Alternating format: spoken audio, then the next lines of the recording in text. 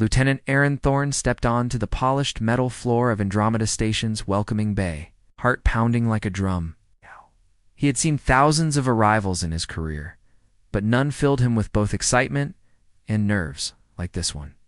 Ahead of him stood Ambassador Arela of the Nemeria dignitary from a world humanity had only met through cold data and silent probes. Now, under harsh white lights, her lavender skin seemed to glow softly, and her tall, graceful body moved. With a gentle confidence, "Lieutenant Thorne," she said, voice smooth and musical. Her words were accented by the faint ripple of her native tongue, carrying a warmth Aaron had not expected. He swallowed. "Ambassador Arela," he replied, forcing his voice steady. The moment felt suspended, as if the station itself held. Its breath. Rala took a step closer. Aaron's gaze traced the elegant lines of her form until it rested on what made her unique among all species he knew. A delicate, translucent membrane that stretched between the tops of her thighs. Namari adaptation for moving through low-gravity environments. His breath caught. His cheeks burned with sudden heat. He tried to focus on her eyes, large and violet, like twin pools of combat, found himself distracted. Hostage to his own surprise, noticing his silence, Arela raised a slender brow. "Human, are you? Distracted?" she asked, tilting, her head in gentle curiosity. Her question was soft, lacking accusation. It sounded more like an invitation to honesty. Aaron cleared his throat, willing his cheeks to cool. "No, Ambassador," he managed, voice barely above a whisper. "Just honored to meet you." Regarded him for a heartbeat, then smiled a small, knowing curve of her lips. "Are you blushing because of what's between my legs?" Tone was light, almost amused. Aaron froze, caught again by the electric shock of embarrassment. Around them, crew members shifted uncomfortably. Uncertain whether to intervene or stare, Aaron forced himself to stand tall. He closed his eyes briefly, drawing in a steadying breath. When he opened them, his voice was firmer.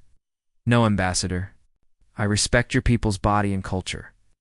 I apologize if I gave offense." He bowed his head in a formal gesture he hoped conveyed sincerity. Arela's smile softened. She reached out and placed a cool, gentle hand on his forearm. Felt a spark where their skin touched. "Your honesty is appreciated, Lieutenant." Her hand lingered for a moment before she withdrew it. "Let us begin." Behind them, an aide stepped forward to guide Arela's entourage through the bay.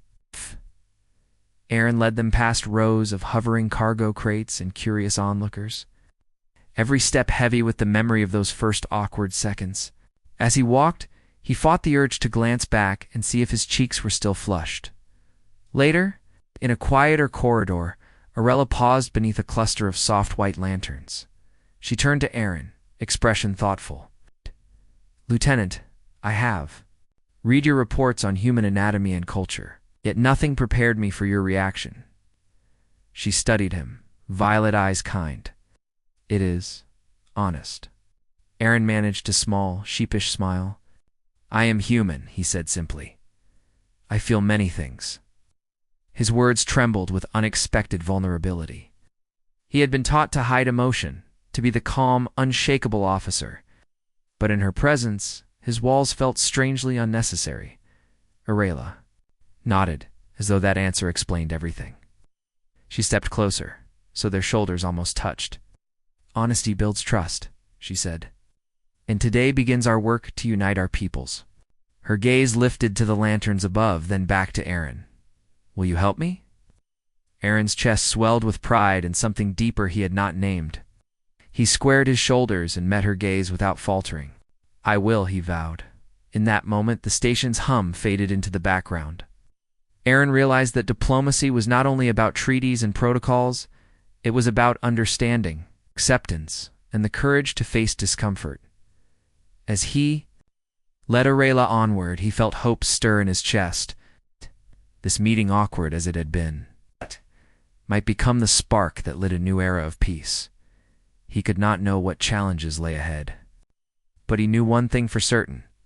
He would never forget the way her violet eyes had looked at him in that first greeting, or the warmth of her hand on his arm.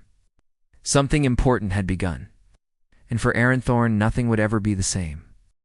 Lieutenant Aaron Thorne led Ambassador Arella down a glass-walled corridor that overlooked the station's hydroponic gardens. He pointed out rows of glowing plants and gently swayed vines. Arella's violet eyes widened with delight. She reached out to touch a leaf, and Aaron watched as her fingers brushed the surface. Marveling at her quiet grace, they paused by a fountain of mist, where soft lights danced on droplets. Aaron cleared his throat. "On Earth," he said, "we call this a Zen garden. It helps us think." Arella smiled. "It reminds me of home," she admitted. "Our water fields shimmer like this under twin moons." Aaron felt a thrill. He was bridging two worlds as they walked. Aaron told her about Earth's oceans, its crowded cities, the feel of rain on skin. Arella listened closely, her head tilted. "I imagine your rain tastes of life," she said softly. Aaron blinked. "It does," he replied, throat tight. He searched her gaze and found warmth there, as if she understood him deeper than any human ever had. They reached the station's observation deck, where great windows showed stars drifting in velvet black. Rella pressed her hand to the glass. "So many lights," she whispered. "So many stories." Aaron stood beside her, silence between them. His heart pounded, but he held firm. He did not look at her delicate form or the soft curve of her legs. He looked at her face, curious, gentle, alive. Arella turned to him. "Aaron, tell me about your family." He smiled, relieved by the change of subject. "I have a sister," he said. "She once sent me a box of chocolates in space mail. They melted before I opened them, but I kept the box." Rayla laughed, to sound like wind chimes. Aaron felt his chest warm. She stepped closer. "Your sister loves you," she said. "I wish my family could see you now." He looked at her surprised. "You speak of love so freely," he said. "Does your people?" He hesitated, uncertain of how to ask. Rella's face grew thoughtful. "On Nymari worlds, we value emotional truth. We share our hearts to build trust." Aaron swallowed. He remembered the earlier embarrassment at her question. Now he felt brave. "I want to share my heart," he said. "But I am afraid I will fail." Rella reached out, fingertips brushing his hand. "Fear is the path to growth," she replied. "Let me help you." The touch was electric, yet tender. They walked on until they reached a circle of benches beneath glowing trees. The air smelled of jasmine. Aaron sat, and Arella joined him. They talked of hopes and fears. She told him of Nymari, art crystal, sculptures that changed color with emotion. He told her of earth music's simple songs that made people weep. Each story wove them closer together. As shadows lengthened, Arella's translator implant emitted a soft glow. Aaron noticed how her form seemed delicate in the fading light. He realized he wanted to protect her. She looked at him and smiled. "Lieutenant," she said, "you have shown me warmth in a cold place." His breath caught. "And you have shown me wonder I never knew." Like a distant alarm sounded, just a routine drill. Arella rose gracefully. "Duty calls," she said. Aaron stood too, heart heavy. He wanted more time, but he straightened his shoulders. "I will be ready," he promised. She reached up and adjusted his uniform collar, a gentle, intimate gesture Aaron felt as if he could melt under her touch. She stepped back, regal and calm. "Thank you, Aaron." Or he nodded, words lost. She turned and glided away, leaving Aaron alone under the glowing trees. His hand hovered where she had touched. Him warmth lingering in his quarters later, Aaron sat on the edge of his bunk. He closed his eyes and pictured Arella's smile, the way her violet eyes searched his own. He reached inside himself and found something tender, new. It was hope and something more. Tomorrow, he would guide her through council chambers, through protocol and politics. Yet tonight, he allowed himself to feel the memory of her laughter and the brush of her fingers. He vowed silently to protect her trust, to learn her ways, and to earn her smile again, as he drifted to sleep. The last thought in his mind was her gentle voice. Fear is the path to growth. And he knew that, with Arella by his side, he would find the courage to face anything. Lieutenant Aaron Thorne stood before the Grand Chamber's holoscreen as Ambassador Arella took her place at the council dais. The room buzzed with delegates, humans in sharp uniforms, Namari in flowing robes, and voices from dozens of other worlds. Aaron felt his pulse quicken when he saw Rila's violet shoulders straighten with quiet dignity. He had trained for this moment, but now faced with so many eyes, his confidence wavered. The first speaker, a human senator named Kalev, cleared his throat. "Ambassador Arella," he began, voice cool. "We welcome your people's unique biology, but some of our members find your between-the-legs membrane unsettling." A ripple of uneasy laughter passed through the chamber. Aaron's jaw clenched. He saw the flush on Arella's cheeks. Shame and hurt flickered in her eyes. Aaron rose on instinct. His palms felt slick, but his voice came steady. "Senator Kalev, Ambassador Arella's anatomy is not a source of mockery. It is part of her people's culture and adaptation." He paused, meeting Kolev's gaze. "Respect is the foundation of any alliance." The room fell silent. Arella's violet eyes glowed with quiet pride. Aaron realized words could be weapons and shields. Kalev bristled. "Lieutenant, you speak passionately, but this is diplomacy. Not personal feeling," Aaron held firm. "Diplomacy requires honesty. If we cannot accept what makes the Namari unique, we cannot build trust." His words resonated oddly in the stillness. He noticed Arella's slight nod, as if his words soothed her hurt. Next, a Namari elder spoke softly in her native tongue. Arella's translator hummed. "We ask only that you see us as we are," the elder said. "Judge us by our actions, not our differences." Aaron felt a lump in his throat. He looked at Arella, her posture unwavering, even though he knew how much pain her people's mockery caused. When the debate ended, Arella led Aaron into a small antechamber. She sank onto a cushioned bench, hands folded in her lap, closed the door behind him, and offered her water. "I am sorry," he said, voice low. Tears glinted in her violet eyes. "Your words were brave," she replied. "But bravery should not fall on one person's shoulders alone." Aaron knelt before her. "We face misunderstanding because we fear what we do not know," he said gently. "Let me learn so I can help others learn." Arella's lips curved in a weary smile. She reached out, fingertips brushing his hand. "You care deeply, Aaron. That gives me hope." The warmth of her touch soothed his own fear. Later, Aaron drafted a proposal for cultural exchange. Human scientists and Naimari biologists, working side by side to understand each other's worlds. He described joint field missions, shared art exhibits, and language workshops. Each sentence carried his promise to turn hurt into understanding. He sent it to the council with a hopeful heart. Days passed before the council responded. Aaron paced outside Arella's quarters until the message arrived. The proposal was accepted. The chamber would vote next week on funding the exchanges. Aaron felt his knees go weak as he shared the news with Arella. Her gentle laugh was full of relief. "Together," she said softly, "we will grow." That night, Aaron walked along. The station's rim, stars glittering beyond the glass. He thought of Arella's strength and the council's grudging acceptance. He realized diplomacy was not a single speech but many small acts of courage and empathy. As he gazed upward, he whispered, "For you, Arella, I will keep trying." The stars above seemed to shine a little brighter at his vow. Lieutenant Aaron Thorne woke before dawn to an urgent message blinking on his datapad. A human mining ship had strayed into the Naimari's sacred orbital ring and damaged its crystal conduits. Ambassador Arella's calm composure shifted too. Tight lines of worry when Aaron delivered the news. He found her in the station's meditation pavilion, pale light filtering through woven vines. She knelt beside a low pool, hands pressed together, voice trembling as she whispered an ancient Naimori prayer for healing. Aaron stood behind her, guilt and determination warring in his chest. Across the council chamber later that morning, voices rose against Arella. Some humans demanded immediate sanctions. Others threatened to withdraw trade. Arella listened without protest, but Aaron saw her shoulders quake.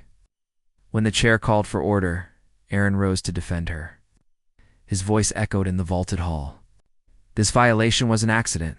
The miners meant no disrespect. We must repair the conduits and learn from this error, not punish diplomacy itself. His words balanced respect for Namari culture with human accountability. A stern human delegate sneered, "Your sentiment is noble, Lieutenant, but our people demand justice," and held her gaze from across the room. Her violet eyes shone with tears she refused to shed. "Justice without understanding breeds only resentment," he replied. "We will make amends and forge stronger bonds. That is true justice." The chamber fell silent at his conviction. Rella's translator hummed softly as she signed her approval, a small gesture of solidarity. That warmed Aaron's heart. After the session, Aaron escorted Arella through the station's repair dock. They watched human engineers and Nymari technicians work side by side, hands gentle on fractured crystal panels. Arella knelt at the edge of the workbay, voice soft. "These conduits are part of Namari life," she said. "Their light guides pilgrims home." Aaron knelt beside her, matching her posture. "Then let us guide them back together," he said. She placed her hand on his, strength returning to her fingertips. That night, the station's loudspeakers played a newly composed anthem, notes of human brass and Nymari crystal chimes woven into a hopeful melody. Aaron led Arilla to the observation deck, where the crystal ring glowed faintly as repairs progressed. They stood in silence, watching the gentle pulse of restored light. Arella laid her head on Aaron's shoulder. "Your people have learned compassion today," she whispered. "Because of you, they see us as allies, not curiosities." Aaron slipped an arm around her, pride swelling in his chest. A week later, the council reconvened to vote on the mining incident. Delegates from both sides stood to speak, recounting the joint repair effort and celebrating the new cultural exchanges Aaron had proposed. When the final vote was cast, the chamber erupted, and applause sanctions were lifted.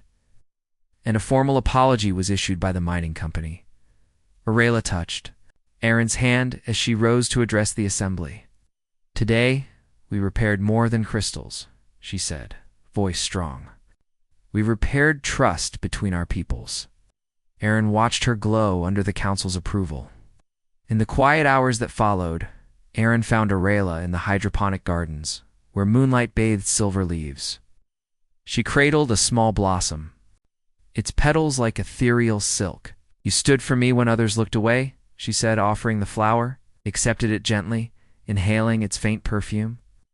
"I believe in you," he replied, eyes steady. "I believe in us." She smiled, a slow sunrise of violet light on her face. As they walked back to the ambassadorial suite, hand in hand, Aaron felt a deeper connection than before. The crisis had tested their bond, but it had also strengthened it. Ryla paused at her door and turned to him. "Thank you, Aaron Thorne," she said softly, "for your courage, your heart, and your truth." Aaron brushed a stray curl from her forehead. "Thank you for teaching me to see," he whispered. She leaned into him, and in that embrace, they found not only comfort, but the promise of a future built together, one where two very different beings could stand side by side, united by respect, understanding, and something infinitely more human. Lieutenant Aaron Thorne arrived early at the research wing, heart fluttering with excitement. Today marked the first joint Earth-Nymari expedition to study the station's repaired orbital ring. Ambassador Rella greeted him at the hatch, her violet eyes bright with anticipation.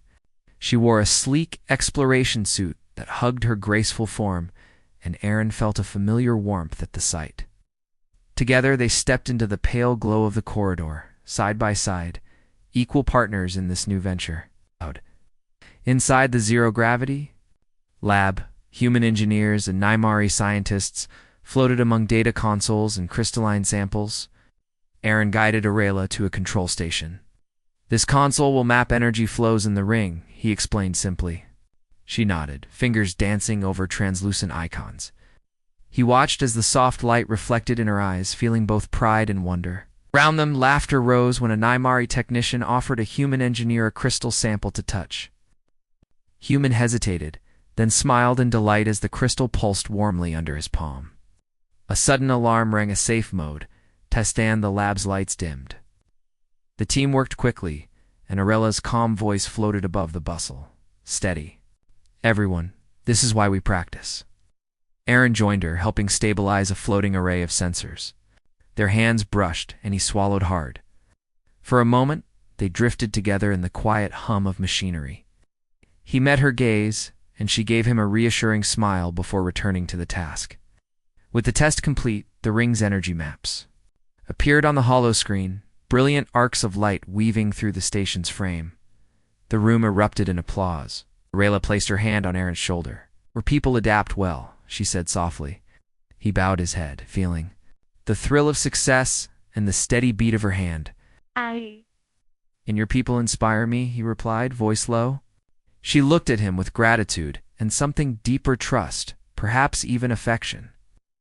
After the lab celebration, Aaron invited Arela to the station's arboretum, a peaceful dome filled with earth and Nymari flora. Moonlight filtered through glass, casting silver shadows on the lush ground. Arela knelt by a pond where bioluminescent lilies drifted. "On Nymari worlds," she said, "we hold night festivals by water's glow." Aaron sat beside her, careful not to disturb the soft moss. He listened as she described dances under twin moons, songs that called spirits home. His heart ached, with longing to see her world, to share her joy. Gently, Aaron reached into his pocket and produced a small music player. "This is Earth music," he said, pressing play. Soft piano notes filled the air. Rella closed her eyes, smile touching her lips. She extended her hand, and Aaron took it. Together, they rose and swayed in quiet rhythm, a human and an alien sharing a simple dance beneath the stars. No words passed between them, only the music and the steady beating of hearts. As the final notes faded, Arela opened her violet eyes and looked at Aaron. For a heartbeat, the world felt still. Then she leaned forward and kissed his cheek, a tender, fleeting gesture that sent warmth through his chest. Aaron's breath caught, and he closed his eyes, savoring the softness of her skin. When he opened them, she was watching him with gentle curiosity. "Human," she whispered, "you have given me a night of joy." Before Aaron could answer, his comm unit buzzed urgently. A junior officer reported that a small group of anxious council members planned to question the expedition's budget, citing human favoritism. Aaron straightened, steeling himself. Arela stood at his side. "We will face this together," she said calmly. Her resolve gave him strength. They returned to the research wing, hearts light despite the looming challenge. In the lab's soft glow, Aaron realized that their bond born of respect. Compassion and shared adventure had grown into something precious. No matter what politics lay ahead, he vowed to protect that spark. Rella glanced at him, a silent promise in her smile. Together, they would navigate every obstacle, guided by trust and the simple truth that unity could bloom even between the most unlikely partners. Lieutenant Aaron Thorne entered the council chamber with Ambassador Arela at his side. The room felt colder than usual, full of stiff seats and faces lined with doubt. As he took his place behind the human delegation, he heard a murmur. Some members whispered that he was too close to the Nymari cause. Aaron's chest tightened, but he met Arela's steady gaze. Her violet eyes gave him courage. The council chair cleared his throat. "Lieutenant Thorne," he began, "we appreciate your efforts, but concerns have been raised about budget allocations favoring Nymari projects. How do you justify these expenses?" Aaron stood tall. He imagined Arela's calm smile, and his nerves quieted. "Honorable delegates," he said, voice clear, "our shared future depends on mutual understanding. The funds we request will support cultural exchanges and scientific research that benefit all member worlds. They are not favors, but investments in peace." A human senator scoffed. "Peace is fine, Lieutenant, but our people want tangible returns. We cannot pour credits into alien endeavors without seeing benefits on Earth." Aaron nodded. "I understand. That is why our plan includes joint medical research. Nymari, biocrystals can heal wounds. Faster technology, Earth hospitals can adapt. We also propose Earth engineers partnering with Nymari architects to strengthen our orbital defenses. These outcomes will protect and enrich us all." He paused, letting his words sink in. Across the room, Arela stood and joined him at the podium. Her presence drew immediate attention. "Delegates," she began, voice soft but firm, "I speak as both an ambassador and a friend to your worlds. Seen Earth's resilience and empathy, I felt its reign and marveled at its music. I ask you, invest in unity, not division. Let our peoples learn from each other so we share strength and hope." Silence followed her speech. Aaron felt his heart thump, proud of her bravery. Then an Imari elder rose, speaking in lilting tones. Translator hummed, "We too pledge our resources. We commit technicians and scholars to joint projects. We ask only for partnership, not charity." A ripple of approval traveled through the chamber. When the vote was called, Aaron held his breath. Chairs scraped as delegates rose to vote. One by one, the ayes outweighed the nays. The proposal passed. A warm glow filled the room. Arella's hand found Aaron's beneath the podium, fingers curling around his with gentle strength. Later, that evening, Aaron escorted Arella through the station's silent corridors. Overhead lights dimmed to imitate sunset, casting long shadows. She stopped at a panoramic window overlooking the galaxy's star fields. "Today was difficult," she said, voice low. "But together, we showed them what hope can do." Wrapped an arm around her shoulders, "You showed me that courage can shine in darkness," he replied. She leaned into him, resting her head on his chest. He breathed in the faint scent of her skin like jasmine mixed with stardust. Stan felt a rush of tenderness. They walked into the station's music hall, where a lone violinist practiced a human lullaby. Rayla paused to listen, eyes closed. As the notes weaved through the air, Aaron slipped beside her and offered his hand. "Dance with me?" he asked softly. She smiled, violet eyes gleaming. Together, they swayed slowly between rows of empty chairs. His uniform felt stiff against her smooth exploration suit, but their movements were natural, intimate. No words were needed, only the music and the rhythm of two hearts learning a new language. After the song ended, Rella pressed a gentle kiss to Aaron's cheek. "Thank you," she whispered. He touched his fingers to the spot, warmth spreading through his chest. "Thank you for trusting me," he said. That night, Aaron returned to his quarters and found a small package waiting. Inside was a delicate Namari Ornamenta crystal spiral that glowed with inner light. Note in Arella's elegant script read, "For the light you bring to my world." Aaron held it close, eyes shining. He thought of the journey so far, the awkward greeting in the docking bay, the shared laughter in gardens, the fierce debates, and the quiet dances under starlight. Each moment had drawn them closer, weaving to souls across the void, yet he knew challenges remained. There would be more politics, more doubts, and perhaps greater crises. But now he also had something priceless, Arella's trust in his own, growing belief in the power of unity. As he drifted to sleep, Aaron smiled at the crystal spiral, glowing faintly in the moonlight. He whispered into the dark, "For you, Arella, and for all our peoples, I will stand." And in that vow, he felt the future shift toward promise, toward hope, toward a bond that no distance could sever. Lieutenant Aaron Thorne woke to the soft hum of Andromeda, station's life support systems, and the memory of Arella's crystal spiral glowing by his bunk. Today was the day of the grand unity ceremony, a celebration of the new alliance between Earth and Nymari. Aaron dressed carefully in his formal uniform, heart fluttering with anticipation and pride. He carried the crystal ornament Arella had given him, tucked safely in a small pouch at his waist. In the grand atrium, tall pillars of shimmering metal rose to a glass dome. Beneath it, hundreds of humans and Nymari gathered in a circle. Soft sunlight borrowed from distant stars bathed everyone in gentle light. Aaron stood beside Ambassador Arella, whose violet skin glowed warmly in the dawn-like glow. She wore a flowing gown of woven starlight fibers, and Aaron felt his chest tighten at her beauty. The ceremony began with a human elder's blessing, simple prayer of peace and shared destiny. Then a Nymari chant followed, voices rising in harmonious melody. Arella's voice led them, each note pure and filled with hope. Aaron watched tears glisten in her eyes. He realized how much this moment meant to her and to every soul present. When the chants ended, Aaron stepped forward. To speak, he cleared his throat, scanning the crowd. "Friends, today we stand as one," he began. His voice echoed. "We've faced fear, misunderstanding, and crisis. But through respect and courage, we have built trust." He felt Arella's hand on his back, steadying him, continued, "Let this ceremony mark not an end, but the start of a journey.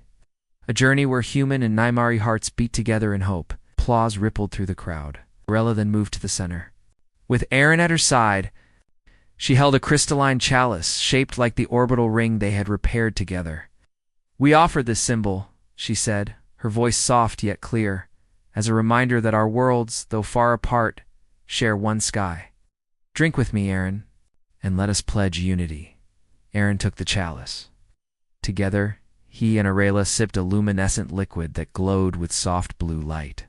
As they drank, gasps of wonder spread both species, tasting a blend of Earth's sweet nectar and Nymari's starlight essence. Warmth filled Aaron's chest, as though he drank hope itself. Afterward, they poured the remaining liquid into a shared fountain at the atrium's center. It bubbled with swirling light, and petals of Earth's roses and Nymari's moon blossoms drifted on its surface. Children from both species gathered, laughing as they touched the petals. Aaron watched, a proud smile on his face. The ceremony closed with music-human strings and Nymari crystal pipes intertwining. Aaron led Arella onto a small platform. He held out his hand. "Dance with me, Ambassador?" he asked. Her violet eyes shone, and she nodded. They danced slowly, bodies swaying beneath the domed sky. Aaron felt as if they were the only two people in the universe. Around them, delegates and citizens joined in, forming pairs and circles of unity. Aaron glanced at Arella's face, serene, joyful, pressed her hand gently. When the music ended, Aaron knelt on one knee, surprising both the crowd and Arella. He held the crystal spiral ornament aloft. "Arella," he said, voice trembling with emotion, "you came to Earth's doorstep as a stranger. You showed me courage and kindness. You taught me to see beauty in the new and the different.